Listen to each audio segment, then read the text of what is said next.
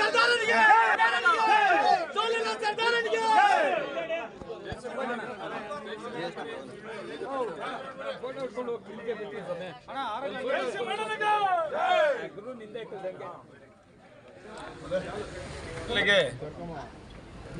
ನನ್ನ ಮಾಲೂರು ತಾಲೂಕಿನ ಹಾಲು ಉತ್ಪಾದಕರ ಸಹಕಾರ ಸಂಘಗಳ ಅಧ್ಯಕ್ಷರುಗಳಿಗೆ ನಾನು ಧನ್ಯವಾದವನ್ನು ಹೇಳಬೇಕಾಗ್ತದೆ.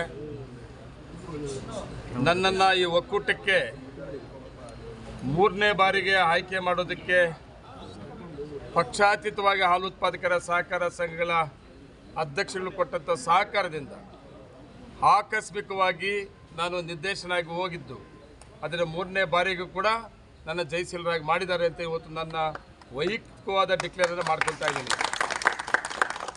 ಇವತ್ತು ಸ್ಕೂಟ್ನಿ ಇತ್ತು. ಆ ಸ್ಕೂಟ್ನಿನಲ್ಲಿ ವಿರೋಧ ಪಕ್ಷದ ಕ್ಯಾಂಡಿಡೇಟ್ ಏನಿತ್ತು ಆ ಕ್ಯಾಂಡಿಡೇಟ್ಗೆ ಸೂಚಕರ ಸಹಿತ ಸಿಕ್ಕಿರಲಿಲ್ಲ. ನಮ್ಮ ಹಾಲು ಉತ್ಪಾದಕರ ಸಹಕಾರ ಸಂಘಗಳ ಅಧ್ಯಕ್ಷರುಗಳು ಕನಿಷ್ಠ ಅರ್ಹ ಪಟ್ಟಿಯಲ್ಲಿ ಏನಿತ್ತು, ವೋಟರ್ ಲಿಸ್ಟಲ್ಲಿ ಅರ್ಹ ಪಟ್ಟಿಯಲ್ಲಿ ಏನು ಇತ್ತು ಅವರಲ್ಲಿ ಒಬ್ಬರು ಕೂಡ ಸೂಚಕರ ಹಾಕೋರು ಸಿಕ್ಕಿರಲಿಲ್ಲ. ವಿರೋಧ ಪಕ್ಷದವರು ಕರಡು ಮತದಾರ ಪಟ್ಟಿಯಲ್ಲಿದ್ದಂಥ ಅನರ್ಹ ಪಟ್ಟಿಯಲ್ಲಿದ್ದಂಥ ಒಬ್ಬರನ್ನು ಸೈನ್ ಹಾಕಿ ಅಪ್ಲಿಕೇಶನ್ ಹಾಕಿದರು. ಅದು ಇವತ್ತು ರಿಜೆಕ್ಟ್ ಆಗಿದೆ. ನಂದು ಸಿಂಗಲ್ ಅಪ್ಲಿಕೇಶನ್ಸ್ ಆಗಿದೆ. ಅದರಿಂದ ನಾನು ನಮ್ಮ ತಾಲೂಕಿನ ಜನತೆಗೆ ಮತ್ತು ಹಾಲು ಉತ್ಪಾದಕರ ಸಹಕಾರ ಸಂಘ ಅಧ್ಯಕ್ಷರಿಗೆ ಧನ್ಯವಾದ ಹೇಳೋ ಜೊತೆಗೆ ಮತ್ತು ನಮ್ಮ ಕೋಲಾರ ಒಕ್ಕೂಟ ಕೋಲಾರ ಜಿಲ್ಲೆ ಇವತ್ತು ಅಪ್ಲಿಕೇಶನ್ಸ್ ಸ್ಕೂಟ್ನಿ ಫೈನಲ್ ಆಗಿದೆ. ಎಲ್ಲ ಕಾಂಗ್ರೆಸ್ಸಿನ ಅಭ್ಯರ್ಥಿಗಳು ಗೆಲ್ಲಬೇಕಾಗ್ತದೆ.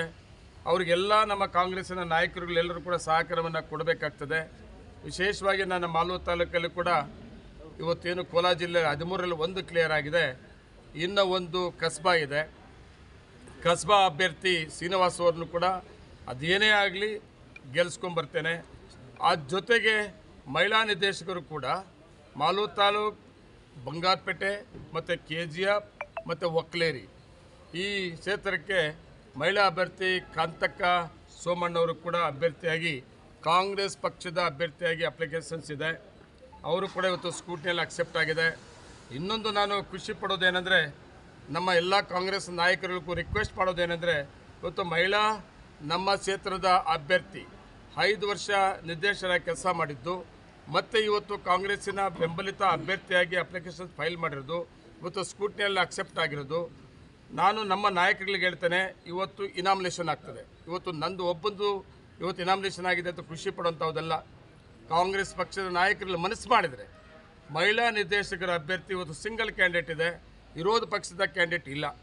ಕಾಂಗ್ರೆಸ್ ಪಕ್ಷದ ನಾಯಕರುಗಳೇ ಒಂದು ಅಭ್ಯರ್ಥಿನ ಹಾಕಿರೋದ್ರಿಂದ ನಾನು ಕಾಂಗ್ರೆಸ್ ಪಕ್ಷದ ನಮ್ಮ ನಾಯಕರುಗಳಿಗೆ ಸೀನಿಯರ್ಸ್ ಅನ್ನೋರಿಗೆ ನಾನು ರಿಕ್ವೆಸ್ಟ್ ಮಾಡ್ತೇನೆ, ಇವತ್ತು ಜಿಲ್ಲೆಯಲ್ಲಿ ಕಾಂಗ್ರೆಸ್ಸು ಬಲಿಷ್ಠವಾಗಿದೆ, ನಾವು ಕೂಡ ಒಟ್ಟಿಗೆ ಒಗ್ಗಟ್ಟಾಗಿದ್ದೀವಿ ಅಂತ ಒಂದು ಸಂದೇಶವನ್ನು ಕೊಡಬೇಕಾದ್ರೆ 5 ವರ್ಷ ನಿರ್ದೇಶಕರಾಗಿ ಕೆಲಸ ಮಾಡಿದಂಥ ಕಾಂತಕ್ಕನವ್ರ ಮೇಲೆ ತಾವು ಏನು ಅರ್ಜಿ ಹಾಕ್ಸಿದ್ರು ಅದನ್ನು ನಾಳೆ ನಾಳಿದ್ದು 2 ದಿವಸ ಅವಕಾಶ ಇದೆ.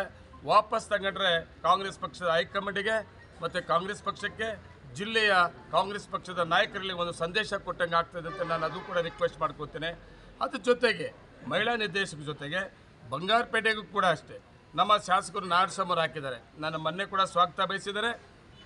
ಈಗಲೂ ಕೂಡ ಯಾರ ಮೇಲೂ ಕಾಂಗ್ರೆಸ್ ಅವ್ರ ಮೇಲೆ ಅನುಮಾನ ಬೇಡ, ಸ್ವಾಗತವನ್ನು ಬಯಸ್ತೇವೆ. ಅವರು ಕೂಡ ಗೆದ್ದು ಬರಲಿ ಅಂತ ಹಾರೈಸ್ತೇವೆ. ಅದ್ರ ಜೊತೆಗೆ ಇನ್ನೊಂದು ಇತಿಹಾಸ ಇದೆ.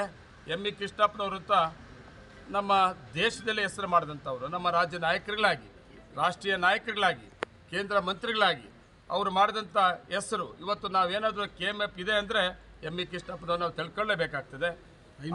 ಹೈನು ಉದ್ಯಮವನ್ನು ನಮ್ಮ ರಾಜ್ಯಕ್ಕೆ ತಂದಂಥ ನಾಯಕರು.